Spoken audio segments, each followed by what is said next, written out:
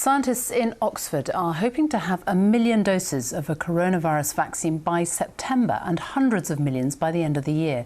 They are one of a group of research teams who will receive funding from a new government task force set up to find a vaccine. Meanwhile, the pressure to carry out more tests on frontline staff continues. The Health Secretary says it will be extended to the police, fire and prison service.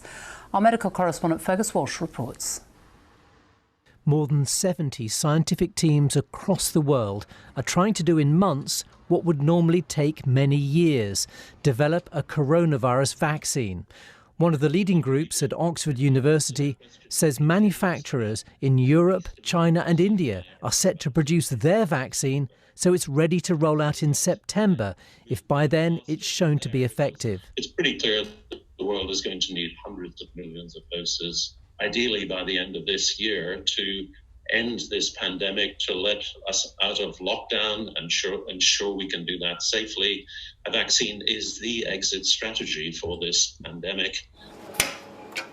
The government has announced a coronavirus vaccine task force to help scale up manufacturing and support teams like this one at Imperial College London.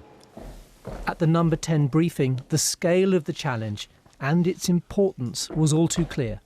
Producing a vaccine is a colossal undertaking, a complex process which will take many months. There are no guarantees, but the government is backing our scientists, betting big to maximise the chance of success. When we do have a vaccine, how will you prioritise who gets it first? Well, first of all, I think we've got to get a vaccine, and that isn't 2 days away, it's not 2 months away. Making a vaccine is a difficult, complicated process. It doesn't only have to work, it has to be safe. I think it's going to be important that we vaccinate in the way that you normally do for these diseases, which is to make sure that the most vulnerable are protected and then to roll out to wider vaccination. But that's some way off. Until then, community testing of all those with symptoms will be vital to help rein in the epidemic. But the capacity simply isn't there yet.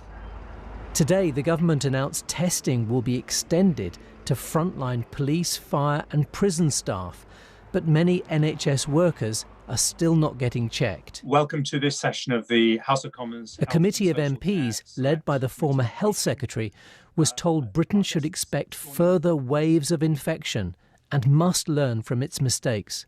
Where were the system errors that led us to have probably the highest death rates in Europe? And we have to face the reality of that. We were too slow with a number of things. But we can make sure that in the second wave, we're not too slow. We could see 40,000 deaths by the time it's over.